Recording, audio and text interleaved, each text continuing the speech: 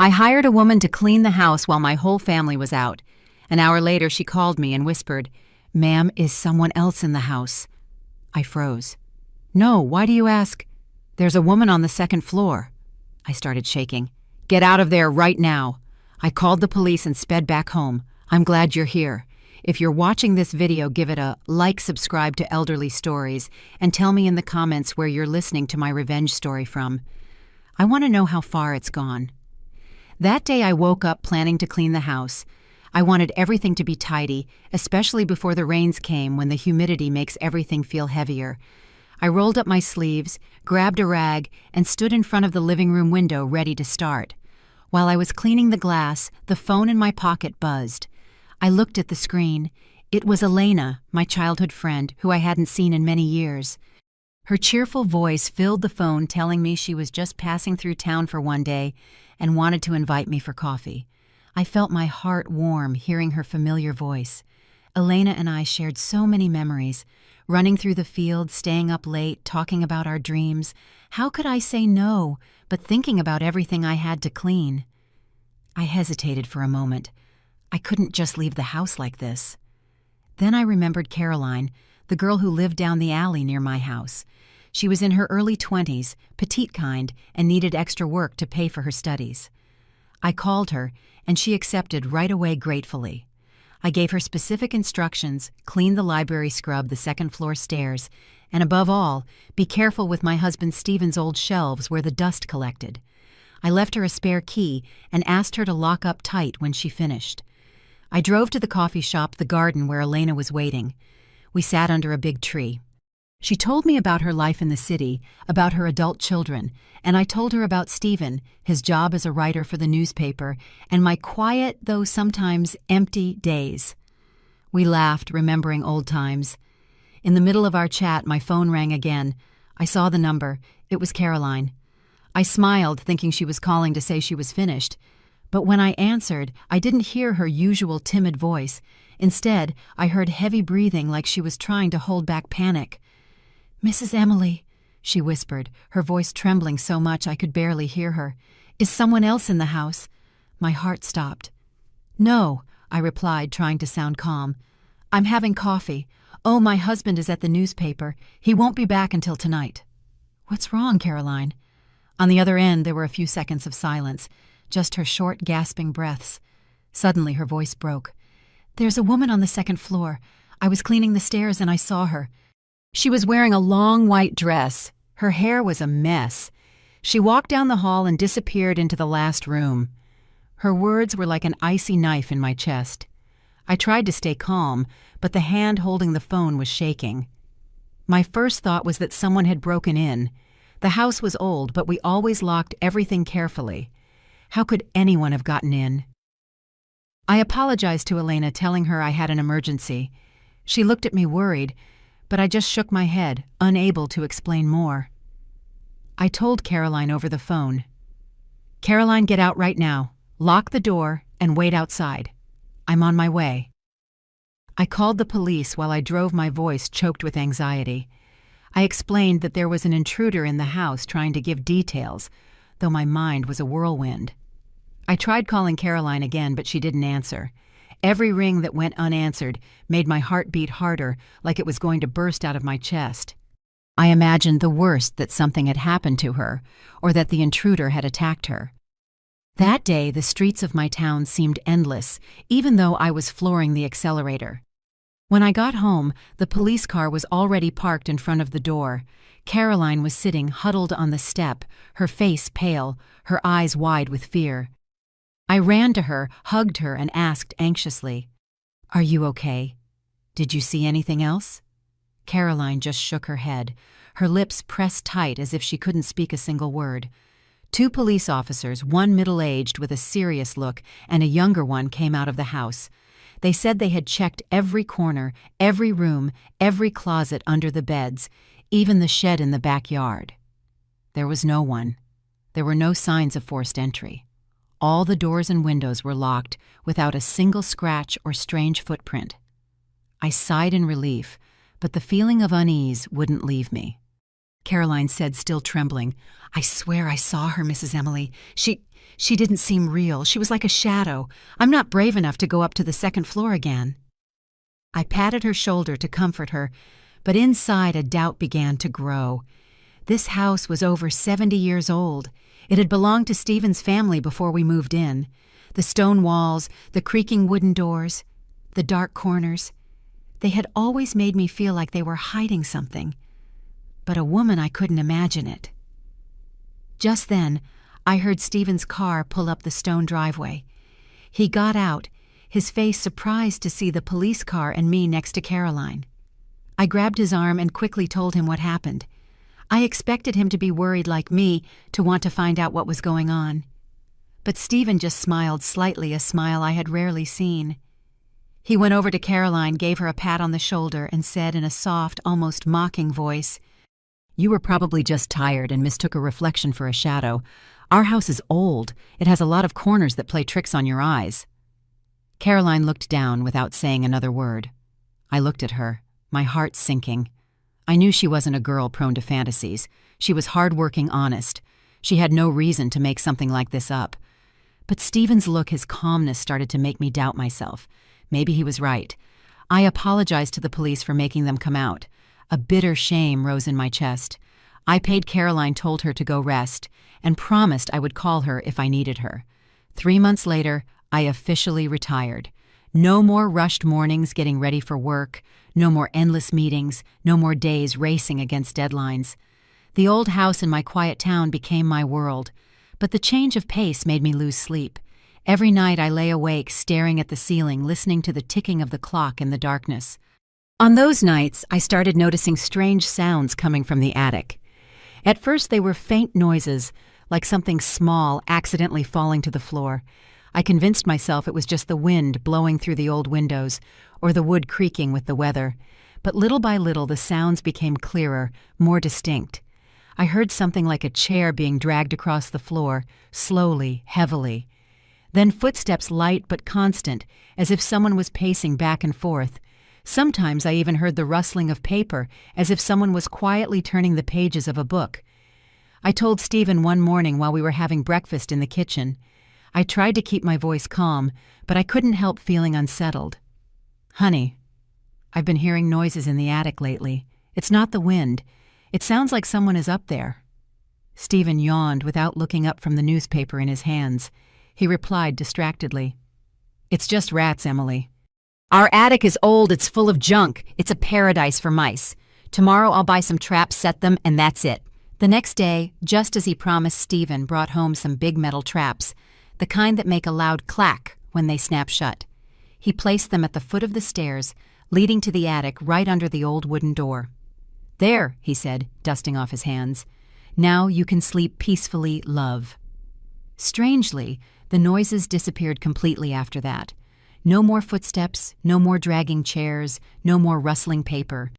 I sighed with relief, convincing myself that Stephen was right. Maybe it was just mice, and I had worried for nothing. But then other strange things started happening. Things impossible to ignore. One afternoon I bought a piece of spicy sausage from the local market, my favorite for its intense flavor. Stephen, on the other hand, had never liked spicy food. He wouldn't even taste it. I carefully wrapped the sausage in paper and put it in the refrigerator, planning to enjoy it over the weekend. The next morning when I opened the door, I froze. A large piece was missing. The cut was uneven, as if someone had sliced it in a hurry. I asked Stephen, who was reading the paper in the living room, "Did you take some of the sausage from the fridge?" He looked up, frowning, as if my question was absurd. Yesterday I felt like trying something spicy, so I cut off a little piece," he replied distractedly. "It was good, actually." I stood there frozen, not knowing what to say. Stephen had never been able to stand spicy food. He even complained when I cooked something with too much seasoning. But I didn't want to argue, so I just nodded and walked away with doubt stuck in my chest. A few days later, the sausage had disappeared completely. I searched the refrigerator, checked the trash, but found no trace. This time, I didn't ask Stephen anything. An uncomfortable feeling like a cold stone began to settle inside me. Until one Saturday afternoon, Stephen and I went to a nearby city to visit some old friends. We left early in the morning and got back late at night. When we entered, the house was as silent as always. I went up to the second-floor bathroom to wash my face and shake off the day's fatigue. But when I stepped inside, I felt something cold and wet. The floor was soaked. The water seeped between my sandals, icy. The floor was completely wet, as if someone had just taken a shower. I looked around and saw drops still sliding down the tub walls, shining in the light. My heart was pounding. No one had been home all day. How was this possible? I called for Stephen, my voice trembling. "Come here, please. The bathroom is soaked like someone just took a shower." He came in, looked for a moment, and shrugged. "It must have been the afternoon rain that got in through the ceiling vent, love." I looked out the window. The street in front of the house was dry under the streetlights. "It hasn't rained, Stephen," I said, trying to sound calm. He frowned a little, annoyed. "Then it must be a leak in the old pipes. You're always worrying about nothing. I'll call a plumber tomorrow." But he never called a plumber. In the following days, the bathroom floor was dry, as if nothing had happened. I checked the pipes too, but everything seemed normal. Stephen's explanation, though it sounded reasonable, didn't erase the growing unease inside me. The noises in the attic, the missing sausage, the puddle of water with no source. It all seemed like disconnected fragments, but when I put them together, they formed a contradictory image I couldn't stop thinking about. A week later, I decided to clean Stephen's library. It was his pride and joy, a small room on the second floor with dust-covered oak shelves filled with hundreds of old books and documents. I always thought we should donate some of the books we barely read to the city library so they could get into the hands of people who needed them. That day, I stood in the middle of the room starting to sort books on Stephen's desk. There were piles of drafts, notes, and papers stacked chaotically, as if he never intended to organize them. When I lifted a heavy pile, my hand trembled and all the papers spilled onto the floor. The sound of the paper hitting the floor broke the silence of the room and made me jump. I bent down to pick them up, and just then a small wooden drawer that had been stuck for years popped open with a dry click. I hesitated for a moment and looked inside. There, under a pile of yellowed drafts, was a small hardcover notebook, dark brown leather with worn corners. It looked old. It didn't look like it belonged to Stephen. He always liked modern, neat things: laptops, pens, and pristine white paper. That notebook with its worn leather cover and a loose string seemed like it was from another era. With a mix of curiosity and fear, I picked it up, my hands shaking a little as I opened the first page. Inside were pages full of handwriting. The handwriting was soft, elegant, clearly a woman's. I flipped through the pages, skimming. They were story outlines, character descriptions, plot ideas. There was a fragment that spoke of a small village on a mountainside where a woman lived alone, waiting for someone who would never return. Another mentioned a buried secret with details that gave me chills. These ideas, though different, had a similar feel to the plots of Stephen's most famous novels, the ones that made him famous. My heart was pounding my throat dry. It couldn't be a coincidence. I know Stephen too well. He hates writing by hand. He always said it was slow and messy, a waste of time.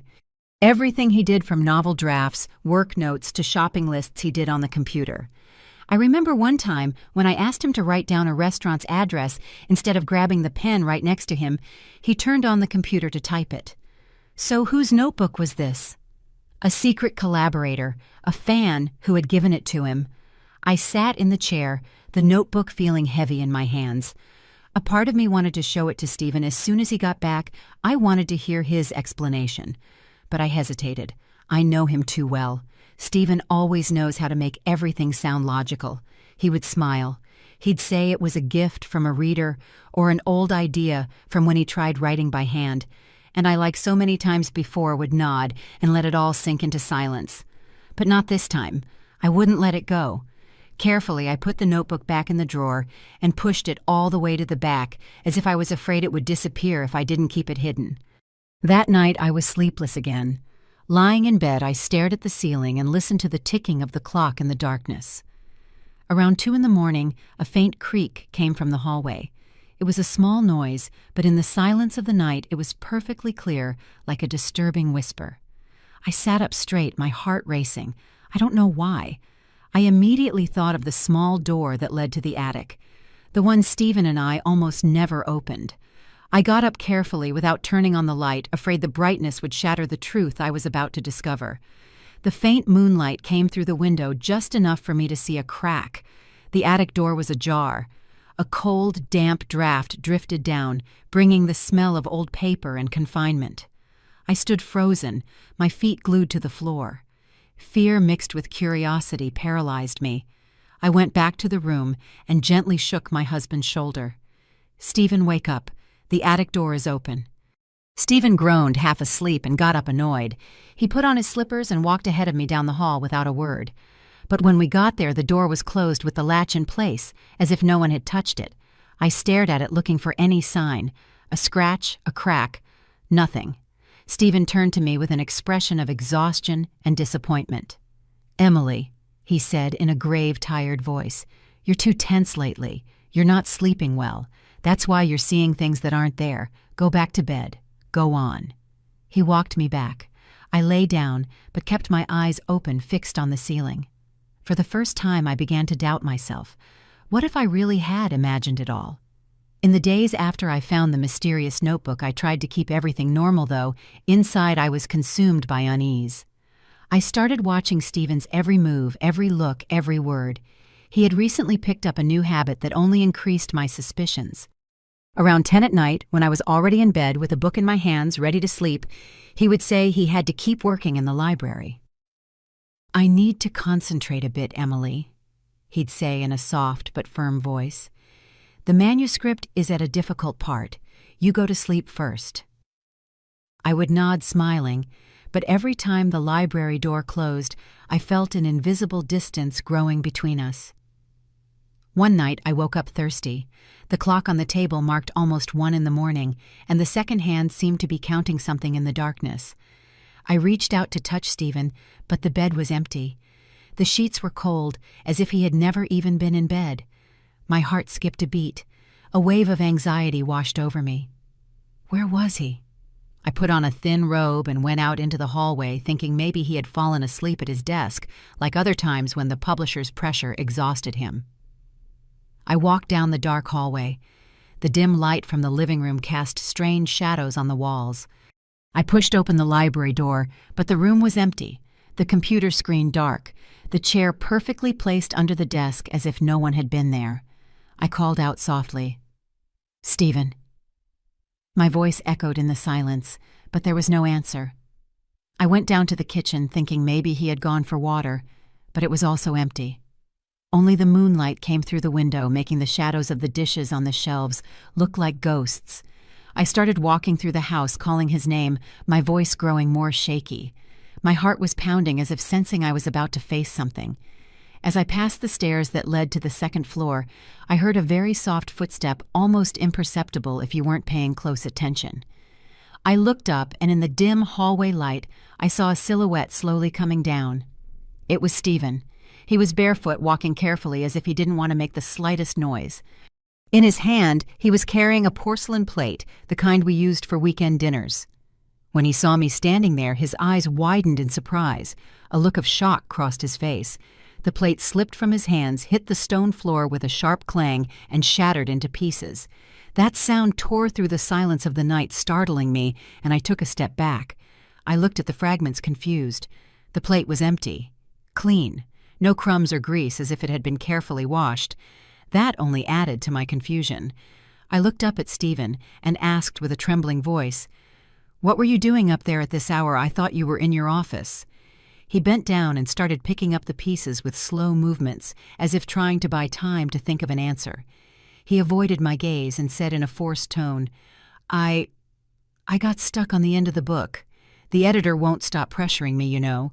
I needed a quiet place, so I went up for a while. I got hungry and brought up some food." I stood there watching him pick up the pieces, unable to fully believe him. I knelt down to help him. When our fingers brushed against the cold floor, I felt a cold chill of distance. The hand that once comforted me now chilled my skin.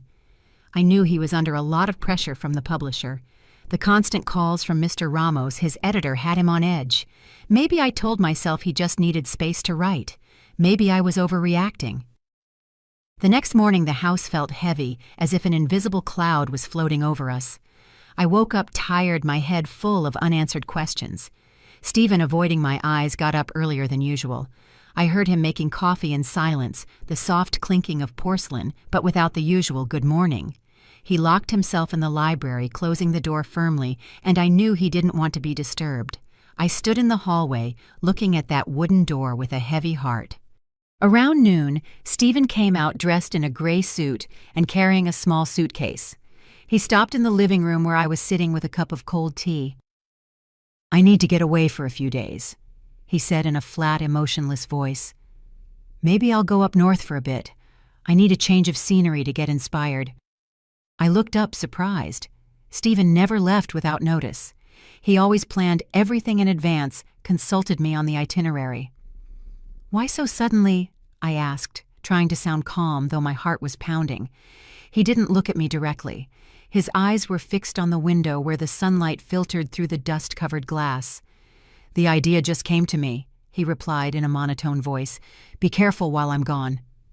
But just before he walked out the door, he turned suddenly and put his hands on my shoulders. His grip was stronger than usual, which made me jump. "Emily," he said in a low, serious tone, "while I'm gone, don't have anyone over. Do you hear me? Especially not anyone from the newspaper. If Mr. Ramos, my editor, comes looking for me, tell him I went on a trip, and you don't know when I'll be back." I nodded, but a sense of unease grew inside me. His words didn't sound like a simple warning. They sounded like an order, an alert. Stephen had been gone for about 2 hours when the doorbell rang. I looked through the peephole and saw Mr. Ramos, Stephen's editor, with a young assistant. They both looked impatient. I hesitated for a moment, my hand on the doorknob, feeling my chest tighten. Stephen's words echoed in my head, but I couldn't just stand there without opening the door. I took a deep breath, opened the door, and forced a smile. Mr. Ramos didn't wait for an invitation. He walked straight into the living room with an annoyed expression. "Mrs. Emily," he said harshly, "I know Stephen is home. Stop covering for him. We need the manuscript urgently. The deadline was 2 weeks ago." Keeping calm, I repeated exactly what Stephen had told me. "I'm sorry, Mr. Ramos, but Stephen left this morning to find inspiration. I don't know when he'll be back." Mr. Ramos let out an ironic laugh that chilled my blood. He pointed toward the Vargas' house, our neighbors across the street. "Don't lie to me anymore," he said sharply. "Mr. Vargas told me he sees the attic light on late every single night. If Stephen is working that much, he should have the manuscript ready by now, not hiding like this." The young assistant, a girl with a kind look, intervened. "Ma'am, we just want to help. If Mr. Stephen is having writer's block, he should talk to us. We can support him." Her tone was soft, but I couldn't concentrate anymore. Ramos's words hit me hard. "The attic light, I never noticed that. We hardly ever went up there. It was full of old boxes and cobwebs. Why would a light be on, and why would Mr. Vargas say he saw it every night?" My heart stopped. I tried to keep my composure as I walked them to the door, promising to let Stephen know as soon as I heard from him. But as I closed the door, I leaned against it, shaking. My mind was spinning. The scattered fragments were starting to fit together. The noises in the attic, the missing sausage, the puddle in the bathroom, the mysterious notebook, the empty plate, and now the light. Everything pointed to the same place, the attic, that forgotten space I hadn't been up to in years. I didn't feel scared anymore. Instead, a cold determination began to grow inside me like a silent flame pushing me to find the truth. I went to the backyard shed where a weak light from the street lamp snuck through the crack in the door. The smell of dust and old oil made me cough. I looked for the old folding ladder we hadn't used since we moved in. It was heavy, covered in dust and cobwebs, as if time had left it behind.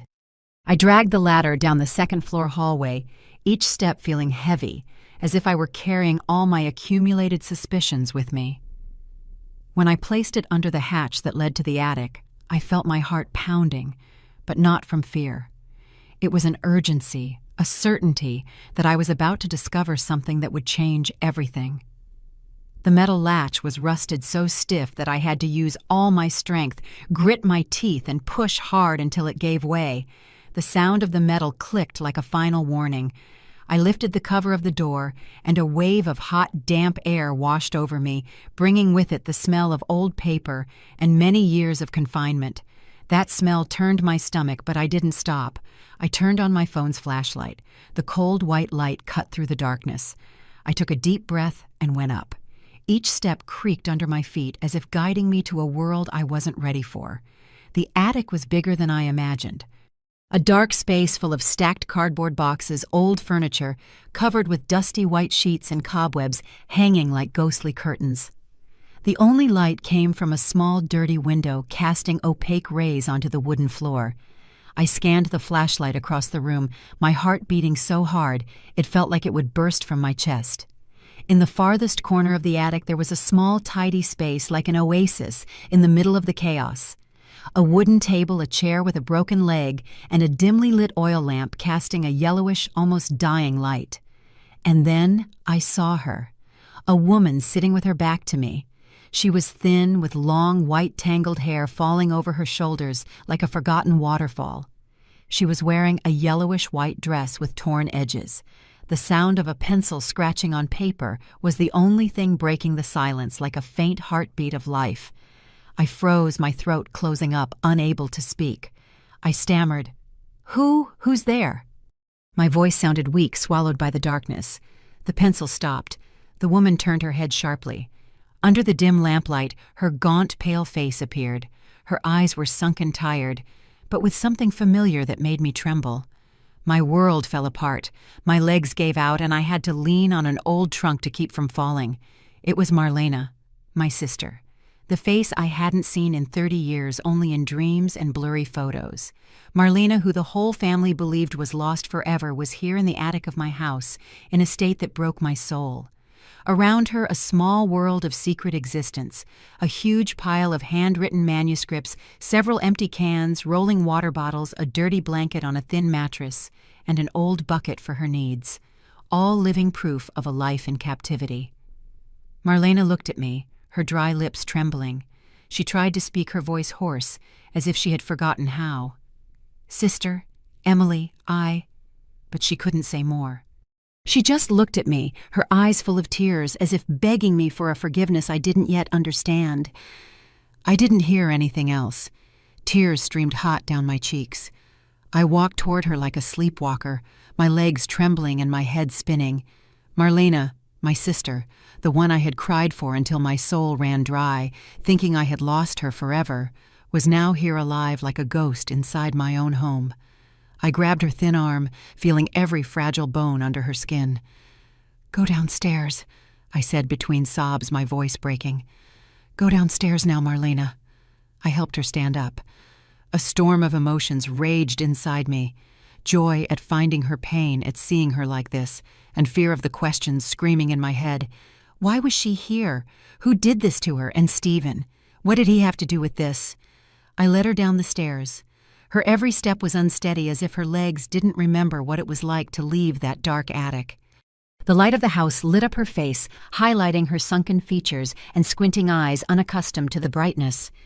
She looked like a creature of darkness, seeing the sun for the first time, and it broke my heart. Marlena, my sister, who once shone so brightly in our town, was now just a fragile shadow. I took her to the living room. I sat her down carefully in the most comfortable armchair, where the soft light of a lamp fell on her like a caress. I ran to the kitchen, filled a glass of cold water, and with trembling hands I brought it to her. Marlena tried to hold it, but her hands shook so much that the water spilled. I knelt, held the glass, and helped her drink sip by sip. Tears burned my eyes, but I held them back. I didn't want her to see me weak. She needed me to be strong, at least for now. After a few sips, Marlena started to cry. It wasn't a soft cry. It was a silent scream, as if all the years of repressed pain were bursting out at once. She collapsed onto my shoulder. Her thin body trembled, and I just held her tight, feeling every vertebra through her clothes. I didn't ask her anything. I just stayed there in silence, letting her cry, letting the tears wash away some of the weight she had carried for so long. When Marlena finally calmed down, she began to speak in a broken voice, barely a whisper. "Sister Emily," she murmured, looking at the floor, unable to meet my eyes. I never thought I'd see you again, especially not like this. I took her hand, squeezing it gently, trying to give her some warmth. Tell me, Marlena, I said, my voice firm but tender. What happened? Why are you here? Then she started to tell me. Every word was a stab. She told me about that fatal night 30 years ago when her life fell apart. Richard, her boss at the paper, had asked her to his apartment to talk about work. Marlena, young and naive, believed him. But when she arrived, Richard was drunk. His look was no longer that of a boss, but of a predator. He tried to force himself on her, his voice thick with threats. Marlena fought back with all her strength. She pushed him, but he didn't stop. In the middle of the struggle, panicking, she grabbed a small marble statue and hit him over the head. "Sister, I just wanted him to stop," she said, her voice choked. I didn't want that to happen." But the blow was too hard. Richard fell to the floor, hitting his head on the coffee table, and lay motionless, showing no signs of life. Marlena said she froze, not knowing what to do, her mind blank with fear. Just then Stephen showed up. He said he was just stopping by to invite her to dinner at our house, but when he walked in, he witnessed the terrifying scene. "I wanted to call the police, sister," Marlena said, her eyes red. "I wanted to turn myself in, do the right thing, but Stephen wouldn't let me. He stood there looking at her with a chilling calmness. "You'll go to jail, Marlena," he said in a cold voice. "You'll lose your whole life. Let me help you. For Emily's sake, I'll protect you." I listened, my body cold.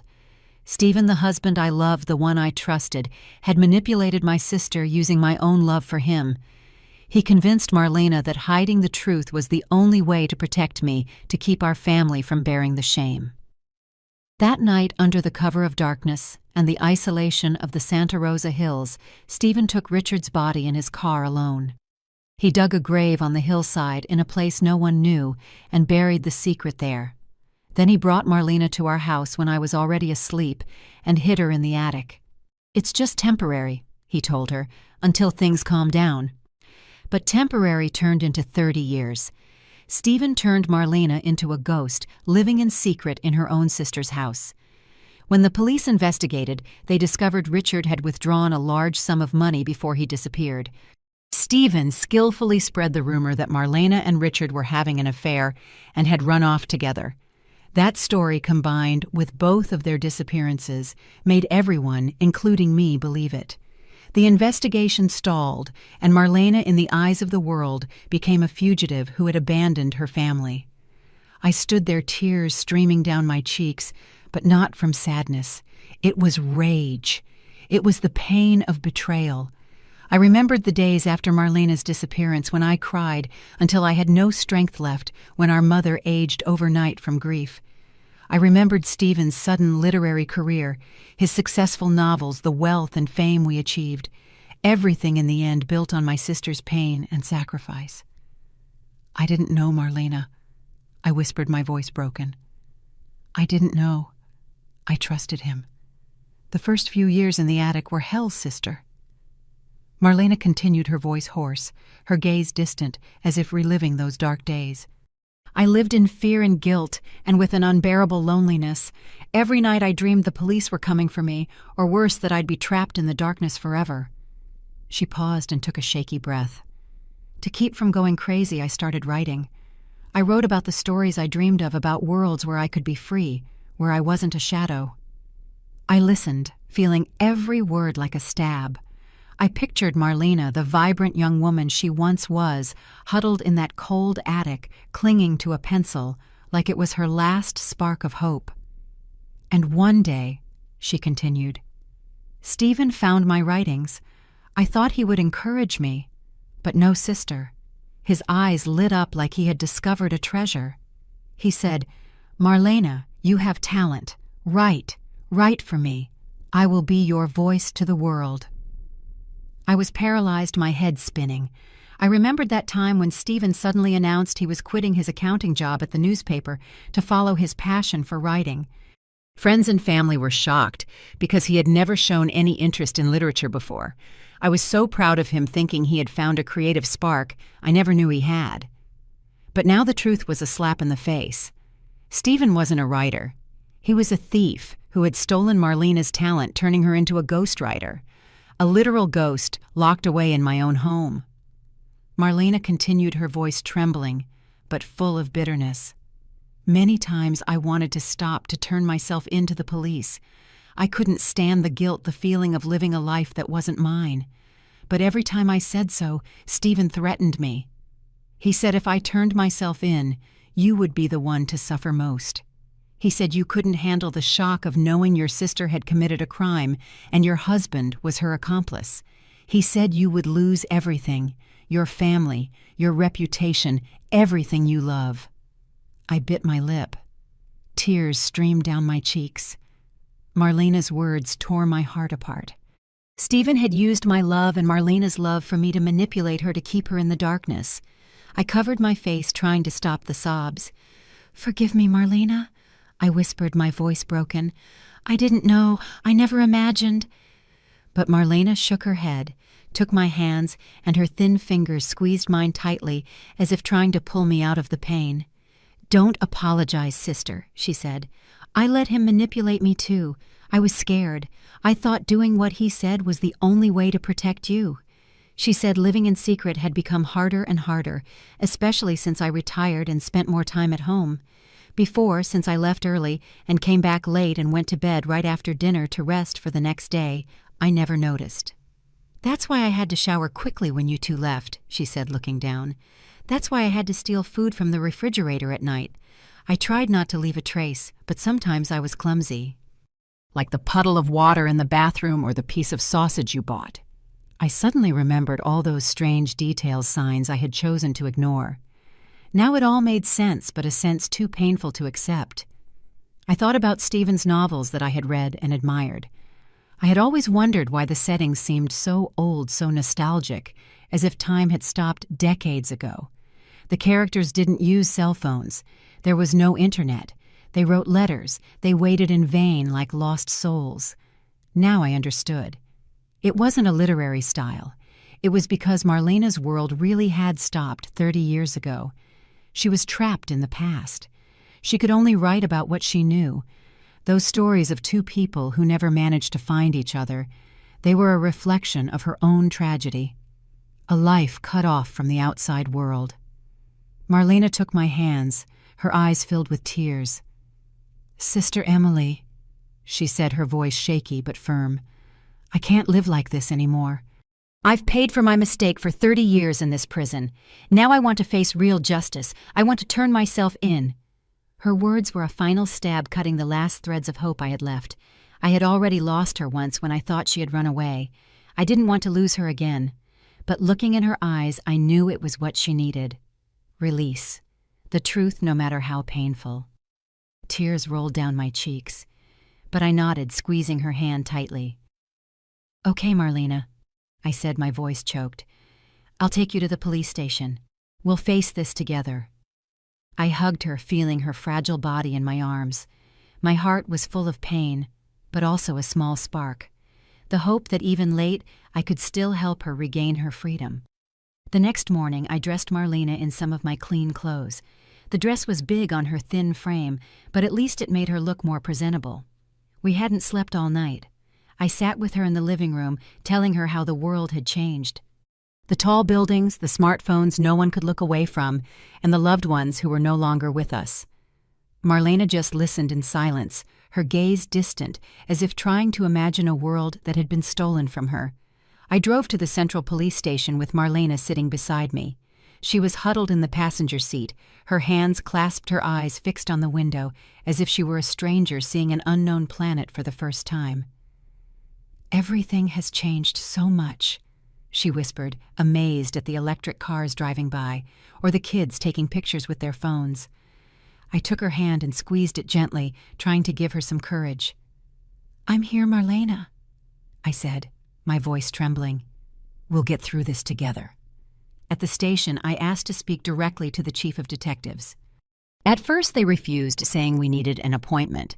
But when I mentioned the disappearance of Marlena del Rosario, which happened 30 years ago, their attitude changed completely.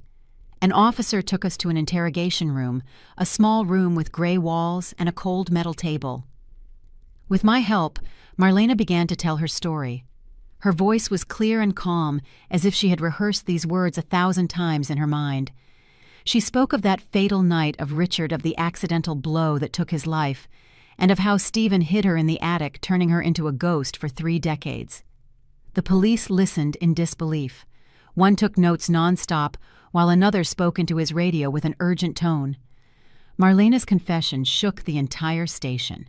The case files were immediately reopened. An investigation team was sent to my house to search the attic and collect evidence of Marlena's hidden life: the manuscripts, the food cans, the dirty blanket. Another group, following Marlena's precise directions, set out for the Santa Rosa hillside. After a few hours of searching, they found human remains buried under an old tree deep in the woods. Preliminary DNA analysis confirmed they belonged to Richard, the man everyone thought had run away with her. The arrest warrant for Stephen was issued that same day. Police set up a sting at our house, waiting for his return from his inspirational trip up north.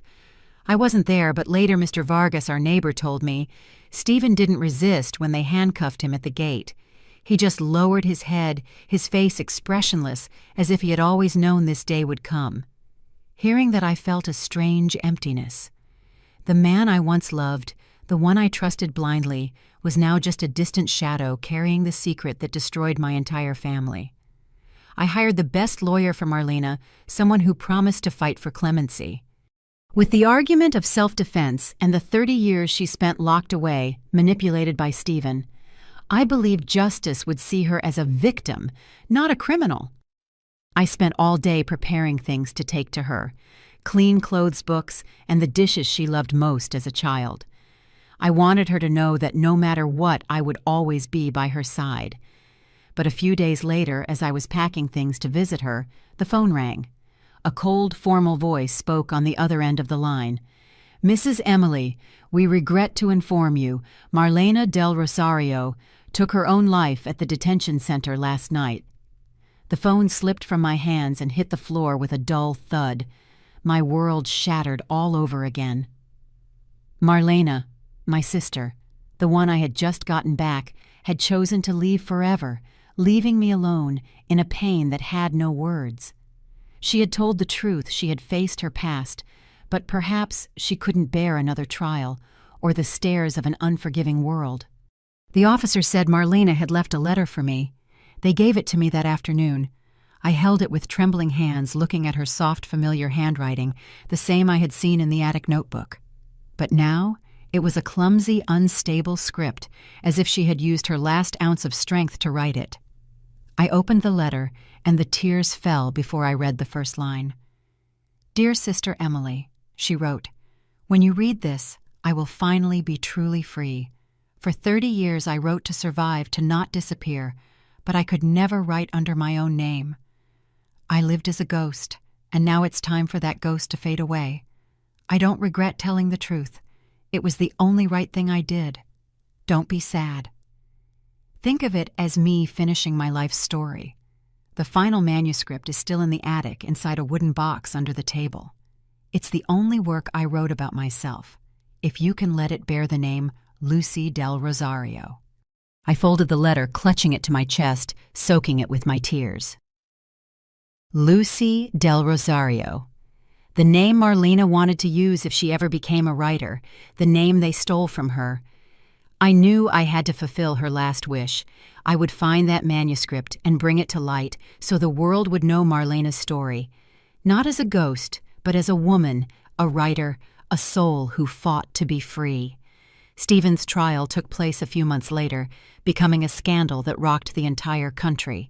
The press called it the writer and the ghost in the attic scandal. Newspapers filled their front pages with Marlena's story, a young woman imprisoned, stripped of her freedom, and used to build the fame of a man who didn't deserve it. Faced with irrefutable evidence, the remains of Richard found on the Santa Rosa hillside, the manuscripts found in the attic, and Marlena's testimony before she died, Stephen lowered his head and confessed. He was charged with multiple crimes: copyright theft, kidnapping, complicity in covering up a crime, and obstruction of justice. The sentence was a fitting end, but I felt no relief. For me, Stephen had died the day I discovered the truth, the day the man I loved became a stranger. I didn't attend the trial. I couldn't face him. I couldn't look into the eyes that once spoke words of love to me, but hid such a terrible secret. Instead, I returned to the house which was once a home, but now was just a space full of painful memories. One afternoon, as the sunlight faded on the cobblestone street, I decided to go back to the attic. This time I no longer felt fear or oppression. I climbed each step with a flashlight in hand, but my heart felt lighter, as if I were looking for a part of Marlena she had left behind. I found the wooden box under the table, just as she had written in the letter. It was a small old box, but well kept, as if it held her last treasure. Inside was a pile of manuscripts carefully handwritten on yellowed pages. Marlena's smooth, flowing handwriting was clear, as if she were right there telling me her story. I brought the box down to the living room, sat under the desk light, and began to read. It was an autobiography, a novel about her own life. She wrote about our childhood, about the days running through the fields of our town, about the dreams of being a writer she once confessed to me. She told of the terrible night that stole her future, the 30 years lived in darkness, and the incredible strength she had to keep her soul from breaking. Every page was a stab, but also a song of resilience, of a love for life, no matter how hard it was. I spent weeks editing the manuscript, carefully reviewing every line as if I were touching Marlena's soul. There were nights I stayed up until dawn, tears running down my face as I read the passages where she spoke of her loneliness in the attic, or the times she imagined being free, walking out into the sunlight. The book wasn't just her story, but the voice of a forgotten person stripped of her identity. I knew I had to bring it to the world so Marlena wouldn't just be a name in my memory, but a true writer. I contacted the publisher that had worked with Stephen. At first they were hesitant, fearful of the scandal surrounding him, but when I sent Marlena's manuscript, they were completely convinced. "This is a masterpiece," the editor told me over the phone, his voice full of emotion. "We will publish it, and we will do it with all the respect Marlena deserves." The book was published under her real name, Marlena del Rosario. On the first page, instead of a prologue, I wrote only one sentence: "No one should be imprisoned in darkness, especially if they love the freedom." It was my message to her, to my dear sister, who I loved more than anything in this world. The book became a phenomenon. Readers from all over the country and then the world were moved by Marlena's life story. They admired her literary talent, the sincerity and poetry in every line. Stephen's old works, now re-released under Marlena's name, also sold again as a way of serving justice. Marlena, though she was gone, finally became a true writer, recognized and loved. I read the reviews, the letters from readers, and felt my heart tighten, but warmly. "You did it, Marlena," I thought. "You got your voice back." I still go up to the attic sometimes. It's no longer a place of confinement, but has been cleaned and turned into a small library. I open the window to let the sunlight in, illuminating the shelves where Marlena's works are placed with respect. I stand there looking out at the street full of life. Marlena's voice has been recovered, and justice in some way has been served. I know she is somewhere in the sunlight, in the pages of books, and in my heart, free forever. And when it was all over, I understood something. No wall is thick enough to imprison the truth forever. A lie, no matter how skillfully hidden, rots over time like the dust covering old shelves. Marlena's life proves that. Silence can sometimes be crueler than guilt, and that fear can turn a person into a ghost within their own existence. If there is one lesson I want to leave you with, it's this: dare to face the truth no matter how painful it may be. Speak up even if your voice trembles, because only when we dare to step out of the darkness are we truly free. And only when the truth is spoken can imprisoned souls find rest. The story you just heard has had names and places changed to protect the identity of the people involved. We don't tell it to judge, but with the hope that someone will listen and stop to reflect. How many women are suffering in silence inside their own homes? I truly wonder. If you were in my place, what would you do? Would you choose silence to keep the peace? Or would you face everything to get your voice back? I want to know your opinion because every story can become a candle that lights the way for others. God always blesses, and I am sure that courage will lead us to better days. For now, on the end screen, I'll leave 2 of the channel's most beloved stories. I'm sure they will surprise you. Thank you for staying with me until this moment.